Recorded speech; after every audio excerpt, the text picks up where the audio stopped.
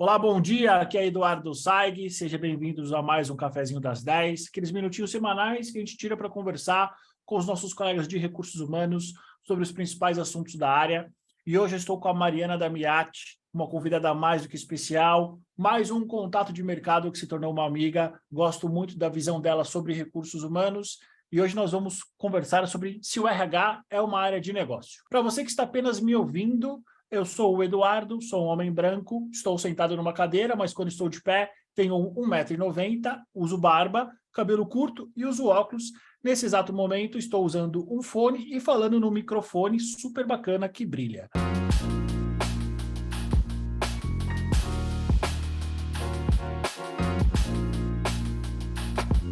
Mari, bom dia. Para quem não te conhece e está apenas te ouvindo, quem é a Mariana Damiati?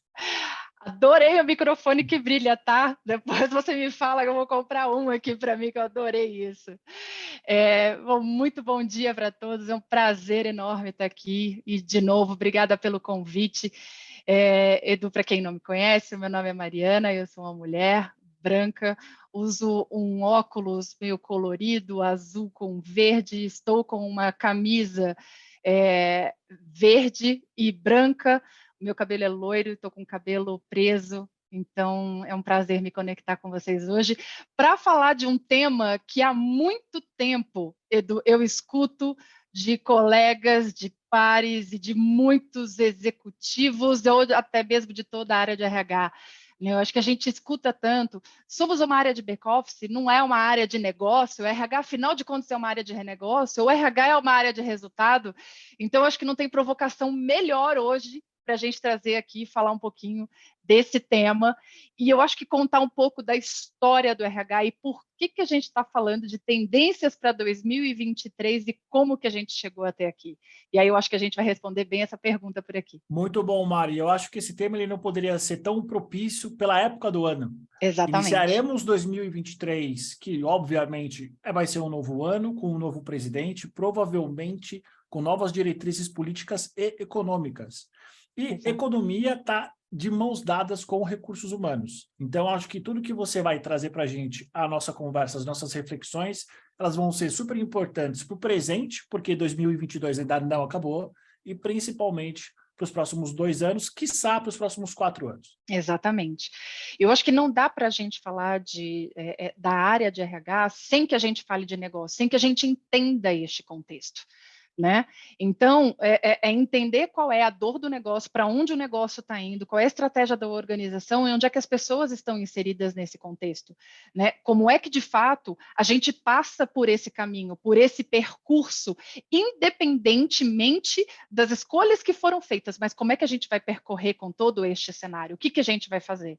Né? Então, é uma oportunidade, sim, dos RH serem protagonistas junto com qualquer líder de qualquer negócio.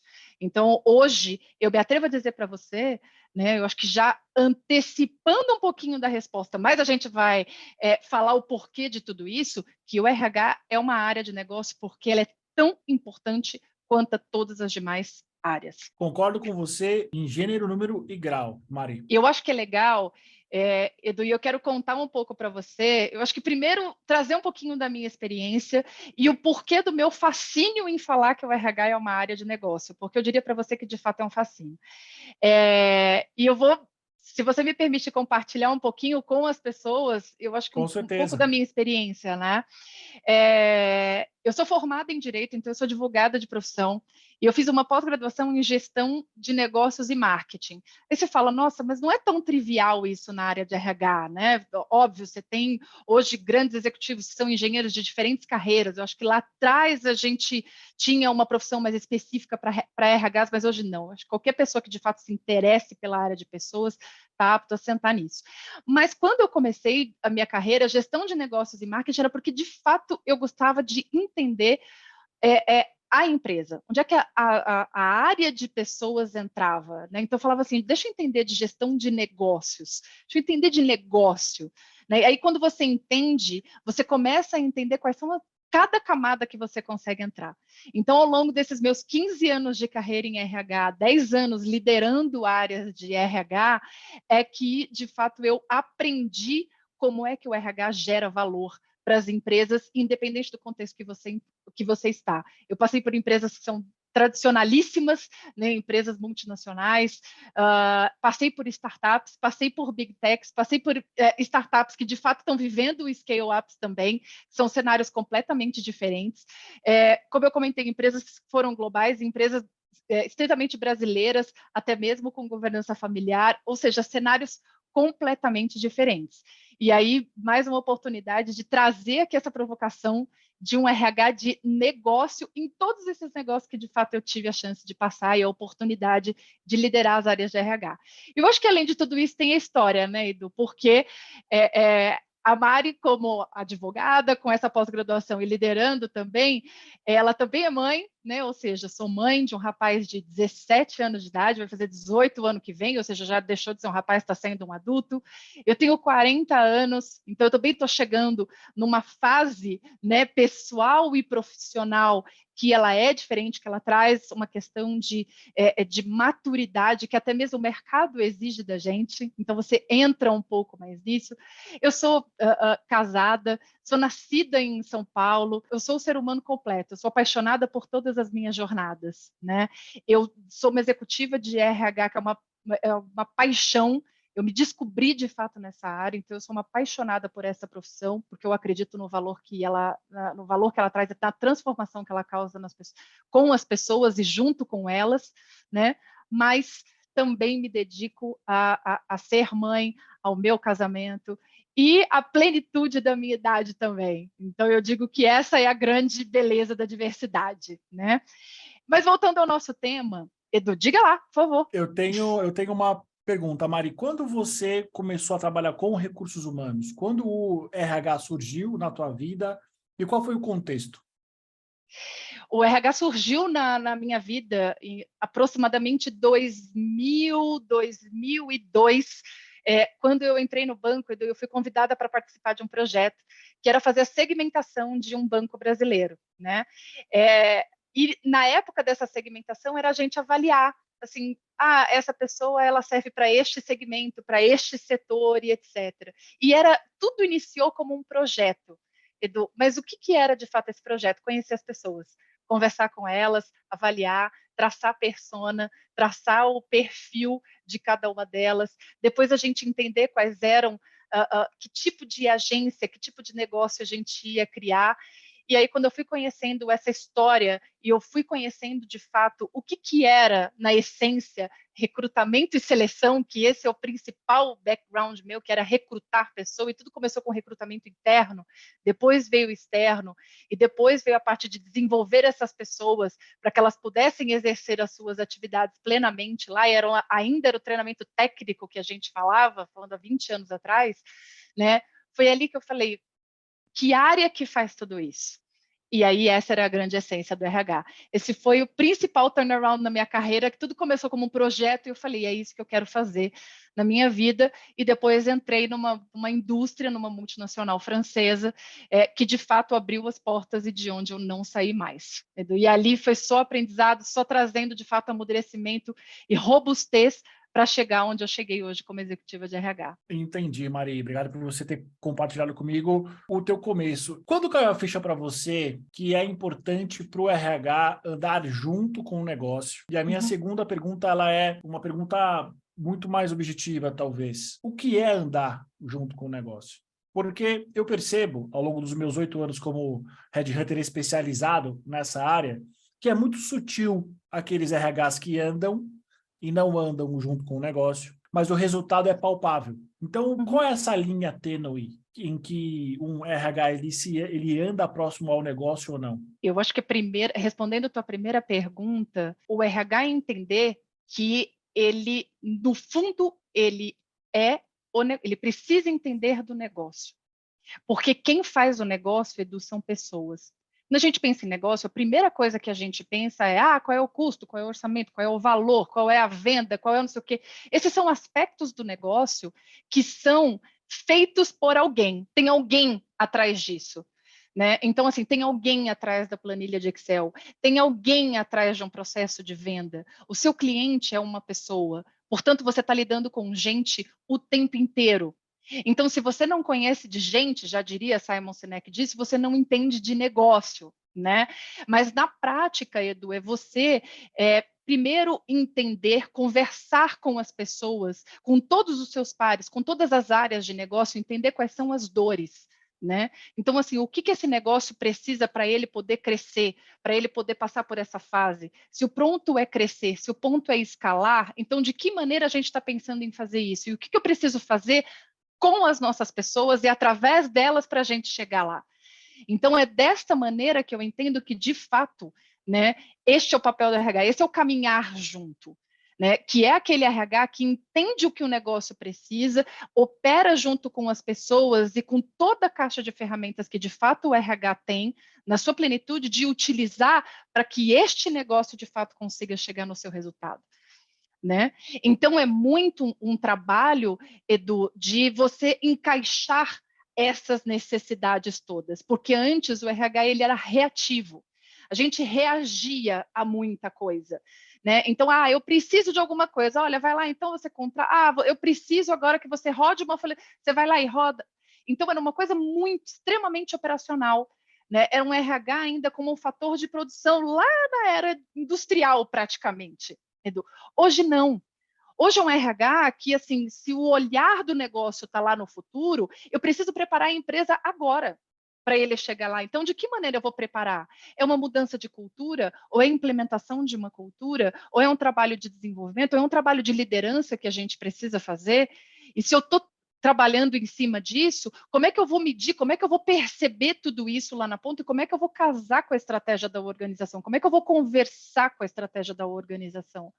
Hoje a gente está falando tanto sobre ESG, sobre sustentabilidade, como é que isso é tangibilizado no resultado e na essência do negócio.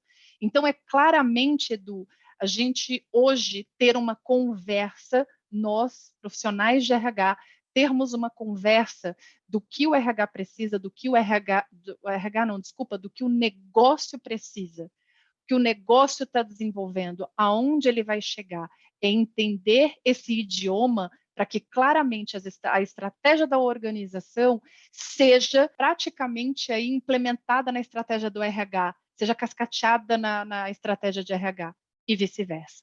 Então, acho que esse é o meu pensamento, né? Eu falo, vamos falar de negócio, RHs falem de negócio. Eu acho que esse é o grande conselho. E uma coisa super, super interessante que você falou, que eu acho que tem um slide sobre isso. Você comentou brevemente sobre a história da área de recursos humanos. Se me falar a memória, surgiu aqui no Brasil lá em 1940, 40 ou 50, com as relações industriais. Sim. Né? Chamava-se relações industriais. Né? Exatamente. Era a antiga área de RI. Exato. Que hoje RI é relacionamento com investidores, né? Mudou. Exato. Assim, né? Eu tenho uma certa percepção, Mari, de que grande parte dos RHs ainda tem uma dificuldade muito grande de se conectar com o negócio, principalmente com a velocidade, por conta dessa herança. Sim. E é uma herança que grande parte dos profissionais de recursos humanos não sabe que tem. É como se eles não conhecessem os bisavós. E por isso que eu falo que hoje, quando a gente fala de tendência, a gente precisa entender esse contexto do porquê que a gente está se questionando tanto, né? O que são as eras que estão chegando, né? Por que a gente está aplicando coisas de negócio no RH? Um exemplo disso é a agilidade. Por que a gente está falando disso, falando que isso é comportamento e o RH nunca teve contato disso antes? Eu acho que entender esse contexto, Edu, esclarece um pouco para a gente do porquê que a gente está discutindo isso agora. E aí, eu trouxe aqui um pouco de uma linha do tempo, e é óbvio que isso é não exaustivo, porque teve muito mais coisas, mas cabe destacar um pouco das coisas que a gente fala aqui. Essa era industrial, ela começou até muito antes, ali em 1915, né? E ali em 1915, o que a gente tinha, na verdade? Os empregados, eles eram vistos, e eram empregados, funcionários, como fator de produção. Esse era o grande ponto. O foco era tarefa. Né? O que a Revolução Industrial trouxe, de fato, para a gente? Era a padronização, as pessoas eram vistas como força de trabalho.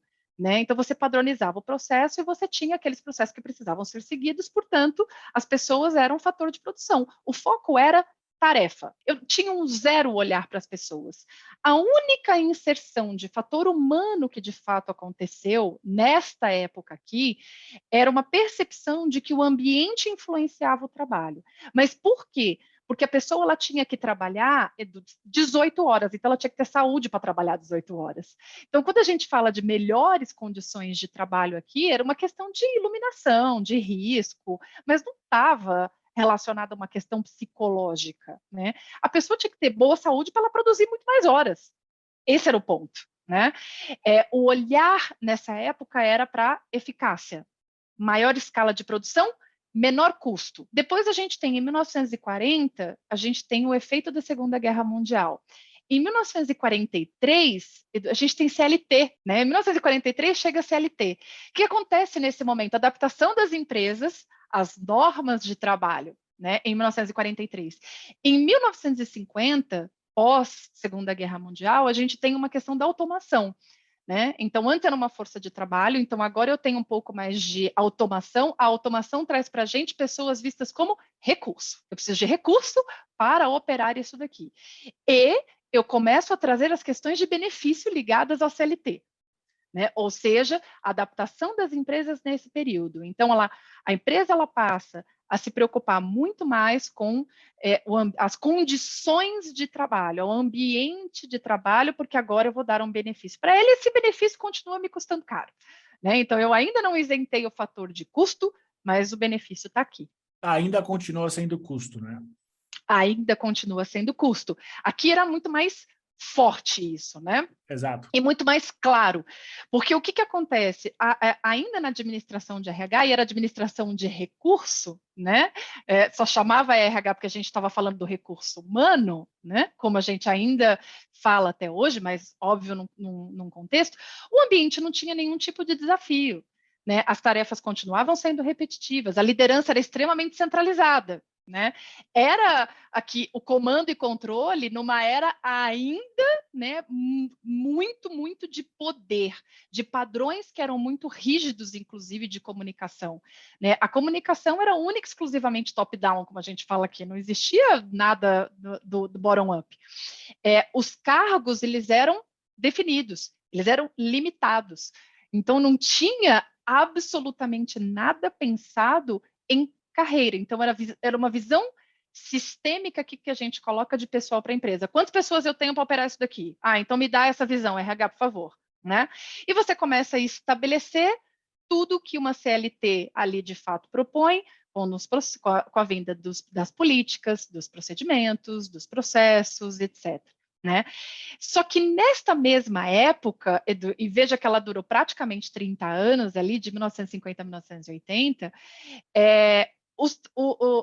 os empregados eles começaram a ficar muito insatisfeitos, porque a gente estava aguentando essa era um pouco mais industrial desde 1915. A gente já está chegando em 1980.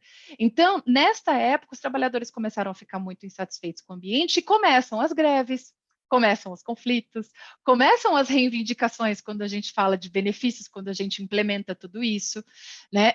E detalhe, é ali que surge de fato a força dos sindicatos, inclusive, né? Que começam a olhar não mais para o indivíduo, mas para o coletivo, de falar, opa, temos aqui direito e agora eu começo a enxergar todas essas pessoas aqui como um coletivo. Neste momento, as empresas até perdem um pouco do seu poder, porque não fizeram isso dentro de casa, o sindicato ganha um pouquinho mais com esta união que foi feita. Né? E o mais interessante também dizer é que nesse mesmo período, olha quanta coisa acontece, né? Por isso que é legal da gente entender.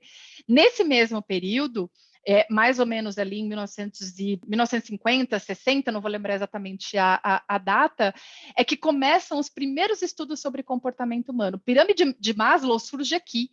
Ela é recente, ela não é tão velha.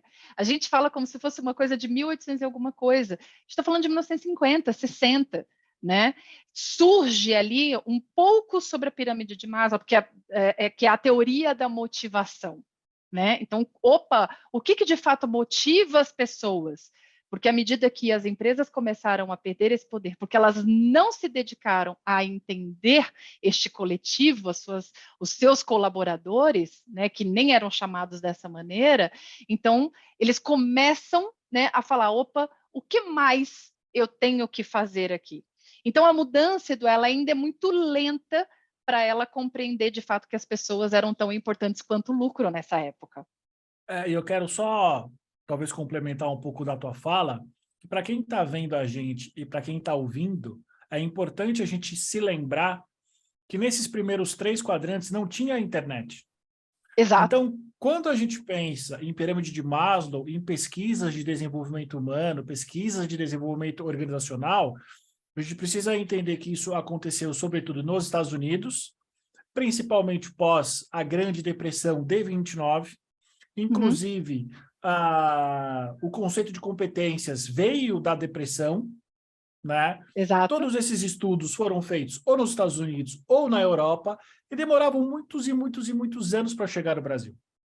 Então, Exatamente. grande parte das informações que lá fora são coisas já batidas, datadas, estudadas e comprovadas, ainda não chegou aqui no Brasil em sua totalidade.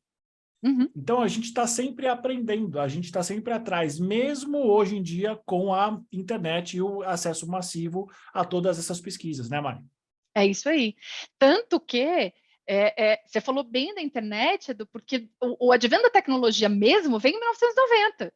Então foi Exato. muito depois, né? Então essas pesquisas quase não chegavam, era de difícil acesso. Aí em 1990, né, o que acontece? Você traz a tecnologia, traz essa questão do digital muito no início, vamos considerar, né? O conceito VUCA veio aqui nesta época, né, porque a gente não tinha mais barreira. O acesso à informação, ela era praticamente livre, né?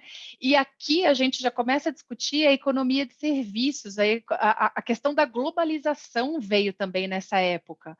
Né? Então, além do VUCA, você tinha o MUVUCA também, que era a questão de ser meaningful universal, né? Que era uma coisa muito mais universal. O que eu faço aqui agora não tem barreira, isso pode ter impacto no mundo, né?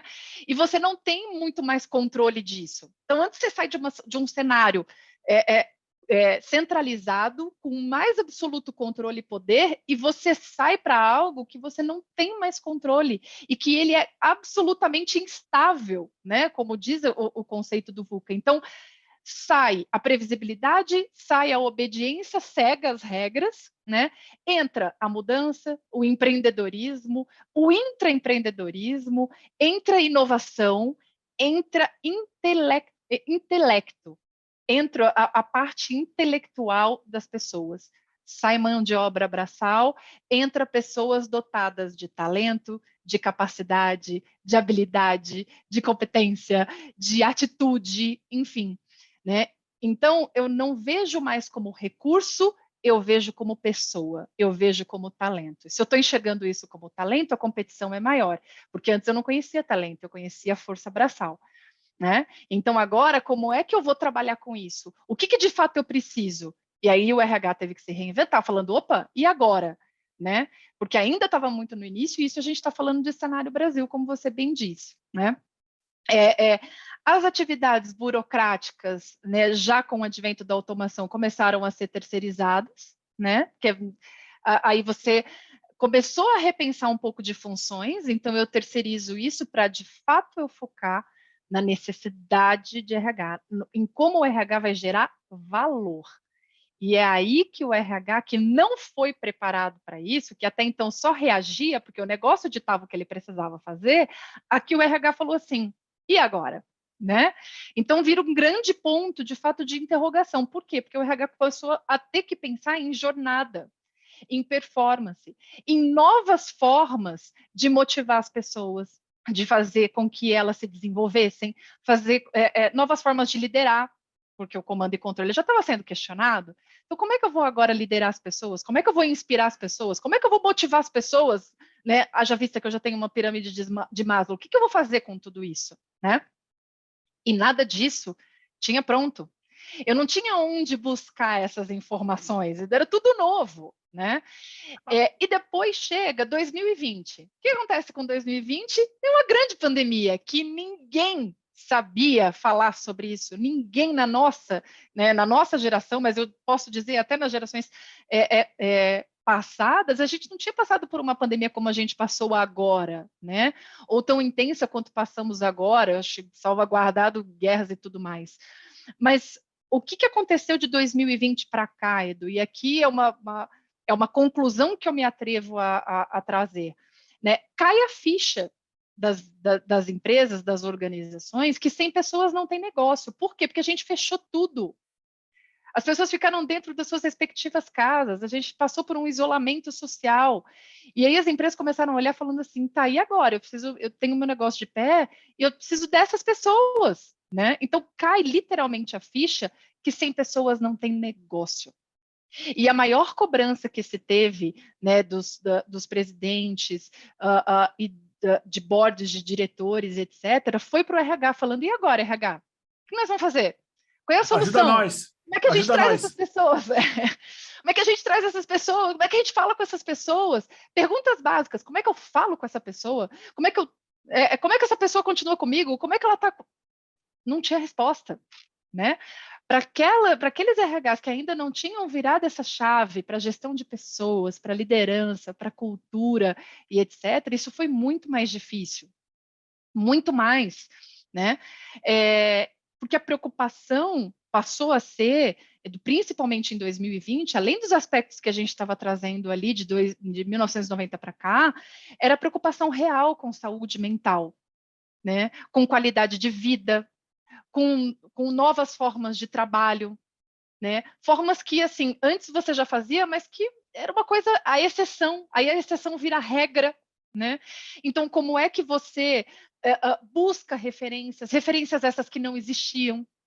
Então, o RH também teve que ser absolutamente criativo, teve que exercer o seu poder de influência, de persuasão e etc., que às vezes você não tinha nada disso. E aí, uma outra coisa também é a questão do ESG. E o ESG não é o ESG não é moda, ponto. Né? Eu ainda escuto isso, o ESG não é moda. A empresa ela só é sustentável quando ela olha para si, para a comunidade e para o meio ambiente. A gente só vai falar hoje de longevidade e de atração das novas gerações se a gente falar sim de ESG, porque hoje você já tem um comportamento diferente no mercado. Hoje se faz negócio, hoje você tem fundos de investimento que estão olhando para a questão de ESG. Você tem normativas das bolsas de valores hoje de qual é a composição que você precisa ter nos seus respectivos conselhos para você, de fato, mostrar uma preocupação com relação a isso. Então, no mundo ESG, no mundo capitalista, ESG já dá dinheiro, portanto, isso não é um modismo. Então, isso é real. É E uma isso estratégia. É é uma uma estratégia. estratégia. Se não me falha a memória, posso estar enganado agora, mas 84% das grandes empresas do mundo pretendem ter uma estratégia estruturada de ESG até 2030. 2030, exatamente. Então, Exatamente. para quem ainda pensa, para quem ainda acha que é só mais uma moda, como tantas outras, não é. É uma Não é. estratégia que a grande parte das empresas do mundo inteiro já estão de olho, já estão implantando ela para que em 2030 ela já faça parte do dia a dia. Exatamente. Né? Então, aqui, claramente, a gente está sim falando, né, de perenidade das empresas. Se elas não olharem para a ESG, possivelmente elas vão estar fora, elas vão estar fora do mercado. E eu ligo isso à questão de diversidade também. Por quê? Hoje a gente está falando de praticamente 4 gerações trabalhando junto. E uma brincadeira que eu costumo fazer é: os líderes não são, né, mais os da geração passada, são da geração nova. Então a gente precisa ter muita atenção com que a gente está, como é que a gente está olhando para esta nova geração, porque eles vão ser os líderes do futuro inevitavelmente. Mas a gente tem uma oportunidade hoje de pegar essas 4 gerações trabalhando juntas aqui e entender como é que essa pluralidade funciona. Como é que essa pluralidade também se torna negócio? Porque eu tenho 4 gerações trabalhando juntas, eu tenho 4 necessidades trabalhando juntas, então imagina você juntar tudo isso daqui quando você formata um serviço, quando você formata um produto. Olha que característica rica que se as empresas de fato olharem para isso, Edu, e souberem trabalhar com isso vai ser incrível. E aí as empresas, de fato, vão ganhar muito com a questão da pluralidade, não só em fazer um produto ou um serviço, mas inclusive nas suas formas de gestão. Por isso que hoje, né, você fala assim, você precisa ter um board ou uma gerência ou uma liderança cada vez mais diversa, né? É para que tudo isso a gente consiga capturar em forma de negócio. Você ia complementar, né, Edu? Eu acho que é super importante essa tua fala sobre diversidade e inclusão, porque ainda é uma dúvida para alguns líderes de negócio que me procuram. E eles sempre falam, Eduardo, me diz objetivamente por que eu devo ter diversidade na minha empresa. E eu sempre respondo da seguinte maneira, questão de criatividade e inovação. É isso aí. Empresas diversas, no potencial máximo da palavra, elas são mais inovadoras. Por quê? Porque você tem cabeças pensantes com visões diferentes, muitas vezes sobre a mesma coisa. Então, você consegue prestar um novo serviço, você consegue resolver um velho problema com uma nova solução. Então, tudo isso já é mais do que comprovado. Tem uma série de estudos que comprovam isso. Então, se você é líder de negócio, por exemplo, se você sofreu com a pandemia, com o home office, provavelmente as empresas que tiveram uma diversidade já anterior, elas não sofreram. Uhum. Por quê? Porque elas já fizeram, elas já se adiantaram. Então, em termos de criatividade, inovação, adaptação aos serviços, ao novo cenário, uma empresa diversa, ela já sai na frente, sai de 10-0. Exatamente. Exatamente. Porque você vai trazer toda essa criatividade de novo para a execução. E tudo que a gente está falando aqui é prática, não tem nada, assim, a gente está trazendo um pouco de conceito de história, mas é entender de fato como é que a coisa funciona, né? Funcionou e funciona.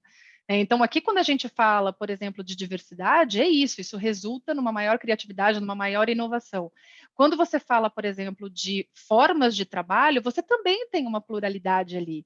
Você não tá só, a gente não está só falando da questão do híbrido, né, do remoto ou do presencial. Não é isso. Você tem formas, por exemplo, de se organizar. Hoje você já trabalha em squad. Hoje você já está falando de menos cadeias de comando. Você está falando de mais flexibilidade. Você está falando de mais colaboração. Né? Como é que você organiza tudo isso? É óbvio, a gente não está falando que não existe liderança. Eu acho que tem também uma outra questão. Você fala menos cadeia de comando, empresas mais horizontalizadas, o que não significa que você não vai ter uma liderança. E como é que isso se organiza? Essas são as formas de trabalho. E que não necessariamente o modelo que você aplica para não tem mais o one size fits all. Né? Você tem hoje formas diferentes, e às vezes na mesma empresa você pode ter estruturas diferentes. Né, de maneira que você consiga propiciar, né, o objetivo que você tem, seja ele de criatividade, a depender do que você está ali estimulando dentro daqueles times. Então, hoje, você também precisa estar muito mais atento a tudo isso. Por quê? Porque você está numa era muito mais tech, você está numa era mais digital, você está numa área muito mais de dados, você está numa área de inteligência artificial, a gente está vivendo uma era completamente diferente. Né? E eu acho que aqui, quando a gente traz toda essa parte de 2020, especialmente, e olhando de novo para a saúde, para a qualidade, para a sustentabilidade, para as novas formas de trabalho, que eu não digo nem que são novas, elas são presentes, a gente, né, é muito mais um entendimento da aplicabilidade de cada uma delas e tudo mais, a gente sai um pouco daquela questão da jornada, que era uma jornada única, que era uma jornada que você vai assim crescendo, para uma questão de experiência, que é o que o mercado está trazendo para a gente e que o RH está falando hoje. A experiência do colaborador. Por que a gente está falando tanto de experiência do colaborador? Por que isso é tão importante, a experiência do colaborador? Porque hoje as opções elas são gigantes, elas são enormes. Se você não der o algo a mais, as pessoas não ficam. Em 1990, para você ter uma ideia, e foi em 1990 mesmo, teve um professor de comportamento organizacional da Boston University School, chamado William Kahn. Este professor, ele criou o conceito de engajamento. Ele que trouxe o conceito de engajamento.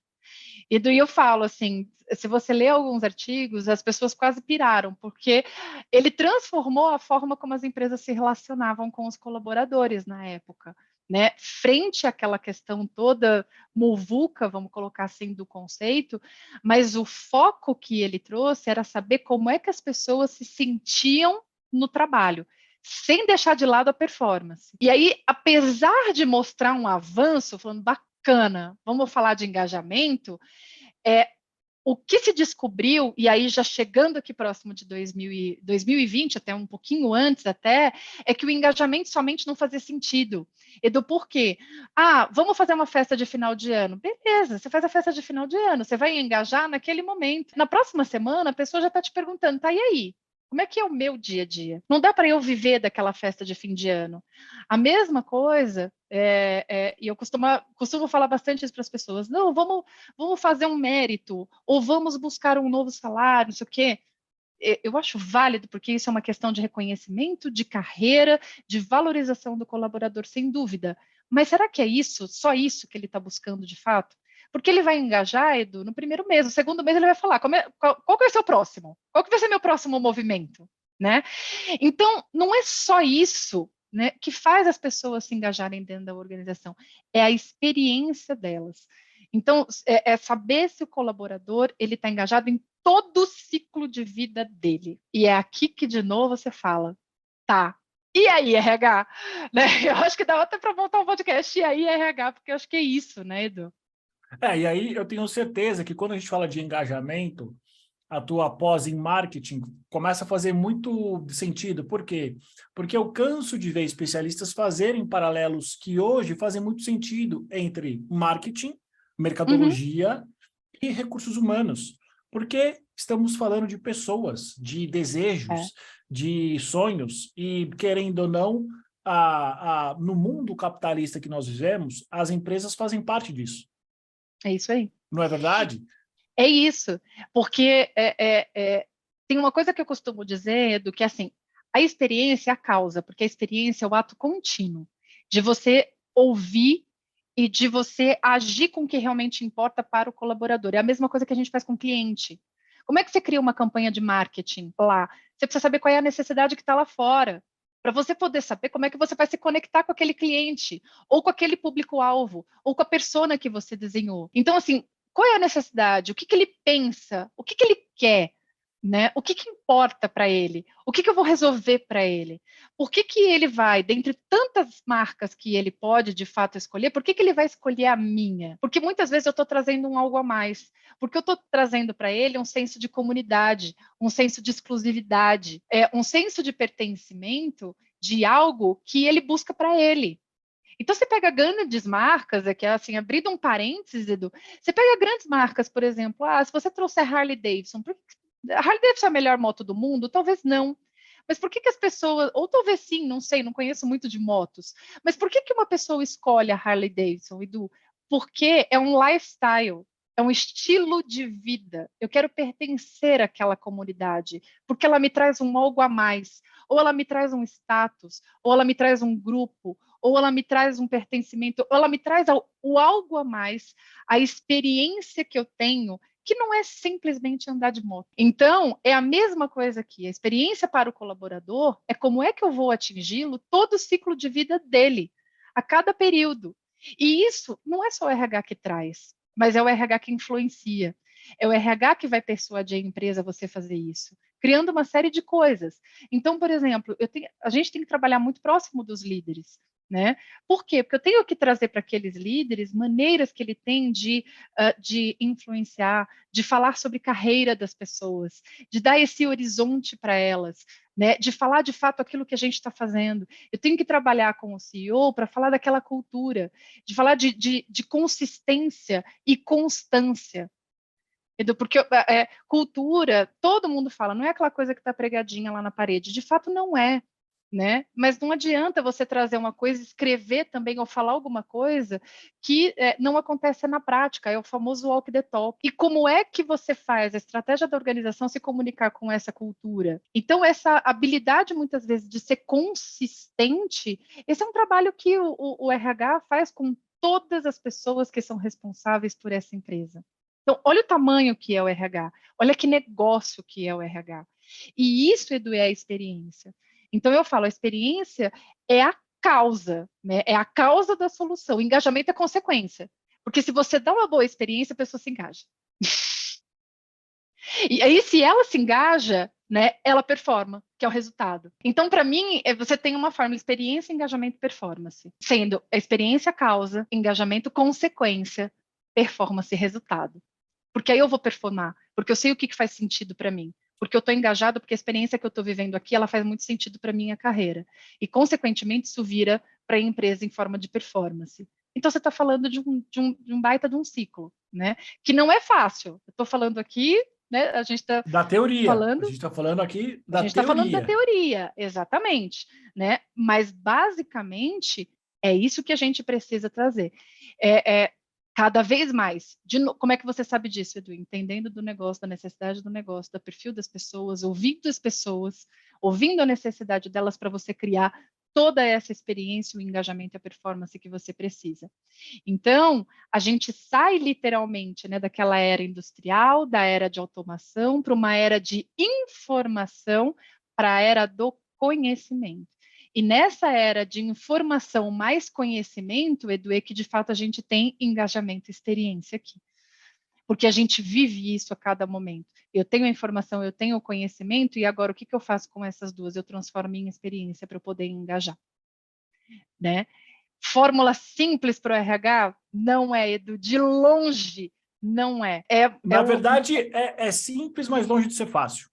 Exatamente, exatamente. E eu sou muito adepta também, a gente traz todos esses conceitos, Edu, e, de novo, queria muito te agradecer o espaço da gente falar dessa questão conceitual, de falar um pouco de história, porque quando a gente fala sobre tendências de 2023, o que o RH precisa ter, o que o RH de fato precisa fazer, é porque a gente está, de novo, entrando numa era que a gente não teve referência.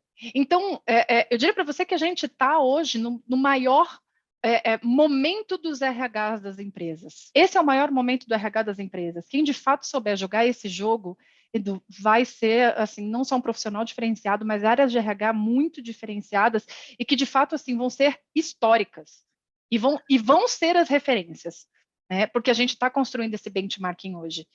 E tudo isso, Edu, você fala, Mari, é da sua cabeça, é de literatura, é não sei o quê. Não é, Edu, isso é movimento de mercado. Isso é ouvindo e vendo e estudando negócio, que é um pouco do que a gente traz aqui. Então, por que a gente está falando de era de informação, de conhecimento, era de cliente, era da distribuição? Porque essa é a era que a gente está mesmo vivendo. Quando você olha a teoria da administração, Edu, e olha as eras, e olha as empresas que estão fazendo parte desse movimento, é muito claro aqui para todo mundo. E bate exatamente com as datas que a gente colocou ali atrás da história do RH.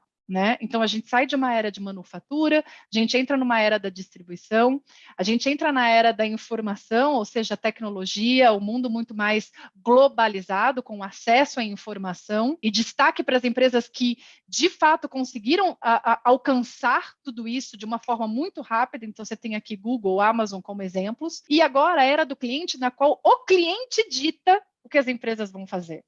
Porque antes, Edu, eu fazia um produto assim, você compra. Ah, você não vai comprar? O outro compra. Eu não estou preocupado mais com você. Agora, o cliente dita, eu tenho consumidores muito mais empoderados, que de fato querem fazer parte. Porque eles querem saber, será que você entende o que eu quero? Né? Porque se você entender, eu não vou me conectar com você. Ah, Mário, como é que a gente sabe que isso é verdade? Muito simples. Quantos e quantos profissionais, Edu, talvez você possa falar até melhor do que eu, hoje, né, estão sendo buscados no mercado de CX, de Customer Experience? Muito. O mercado está absolutamente aquecido para profissionais de CX.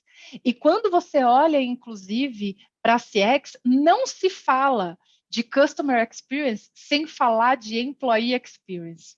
Experiência do colaborador. Tão simples quanto isso. Olha lá, engajamento dos funcionários, é a cultura de customer oriented ou customer centricity, o que quer que seja, e a autonomia dos colaboradores, para quê? Porque se o colaborador está feliz, o cliente está feliz, não tem essa máxima? Mesma coisa. Né? Então, se eu não sei como lidar com o meu colaborador não vai ligar a mínima para o meu cliente. Ele não vai, porque afinal de contas ele também é o meu cliente. Então, a forma como eu Exatamente. Na trato verdade, ele, ele é seu primeiro cliente. ele é o seu primeiro cliente. Então, é você utilizar dessa lógica. E eu acho que uma outra coisa, e talvez essa para mim, Edu, seja a grande, né, acho que o grande aprendizado, acho que todas as eras, elas trouxeram, de fato, mudanças na forma como a gente se conecta e como é que a gente se relaciona, né? Tá claro que o mercado mudou. Mas tem uma outra coisa também, que é a velha e a nova economia.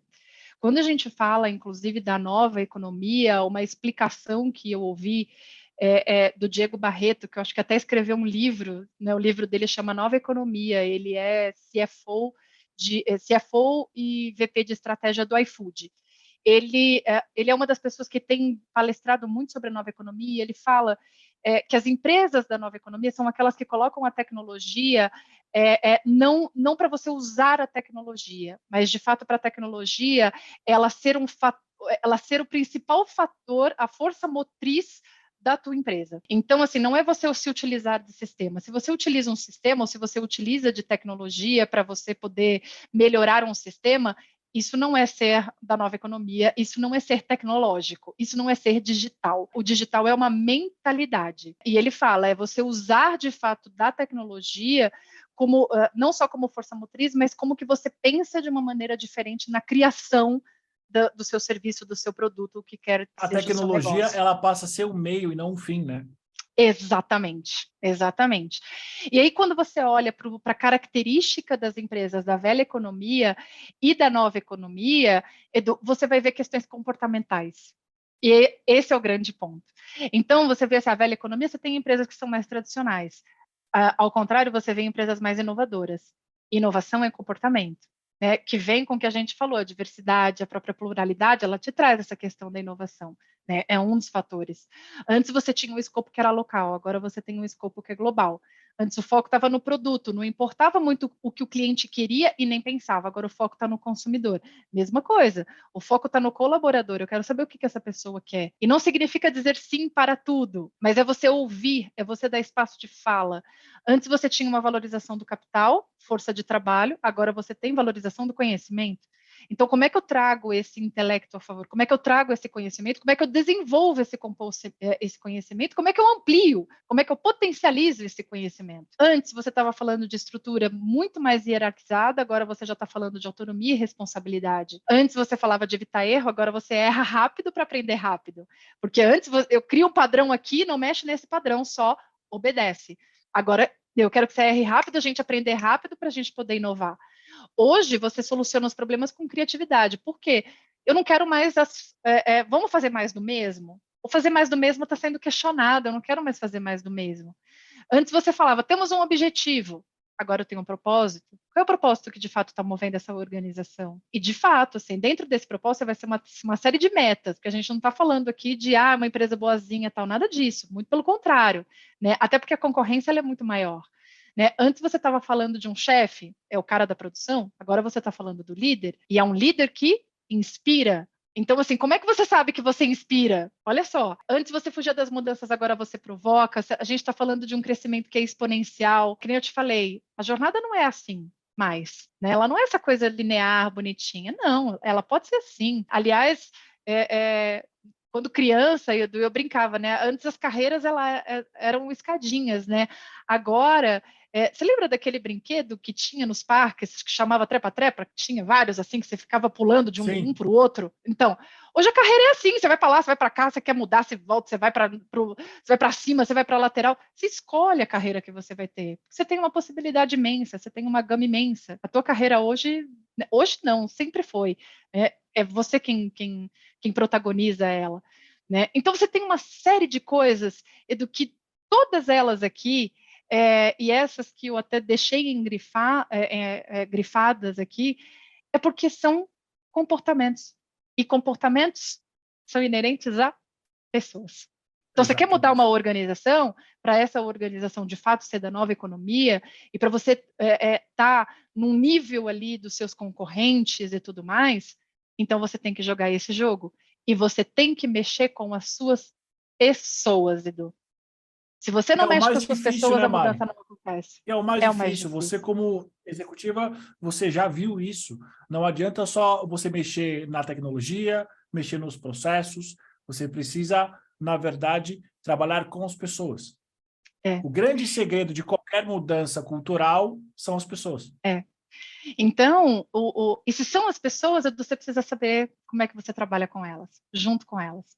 Eu acho que por isso que dá para falar que o RH é uma área de negócios, porque a pessoa é o centro de qualquer estratégia, né? Qualquer estratégia perene de qualquer organização. Para você mudar uma empresa, olha a grande mudança que a gente está falando aqui de velha economia para nova economia. E não são todas as empresas, tá? Você tem características de empresa, esse é só um exemplo. Mas aqui você tem que fazer a mudança de comportamento. Senão você simplesmente não muda. Então você tem que trabalhar para e com as pessoas. E, de novo, para e com as pessoas, e não é o RH que faz isso sozinho, mas é o RH que tem o poder de liderar, de influenciar essa mudança dentro dessa organização, de apoiar a liderança da organização para os caminhos que, de fato, a gente precisa seguir. Então, nesse sentido, Edu, é o que eu brinco, assim, a pergunta que hoje ela tem que ser feita nas organizações antes na era do engajamento, o que a gente falava aqui? O que podemos fazer para que os colaboradores se sintam felizes e inspirados para performar melhor? Agora, a gente já fala como é que você cria uma empresa, né? Olha a diferença, você está falando de criar uma empresa. Como é que você cria uma empresa que as pessoas queiram trabalhar, ao invés de elas precisarem trabalhar nela? E isso é uma pergunta que tem que estar todo dia na cabeça de qualquer RH. Como é que você cria uma empresa que as pessoas queiram trabalhar nela? Elas queiram, porque é uma escolha. Edu, hoje você tem carreiras, e você pode falar isso com muito mais propriedade do que eu, que o mercado está extremamente aquecido. Com certeza. Extremamente aquecido. Né? Então, se você não criar uma empresa que de fato faça sentido, as pessoas se movimentam muito rapidamente. E aí você não consegue fazer nenhum tipo de mudança. Não a mudança Exatamente. que é necessária. A gente, de fato, vive cada dia mais na guerra de talentos. Então, é o que eu sempre falo, a balança, ela não é que ela está pendendo mais para a empresa, ela está pendendo mais hoje para as pessoas.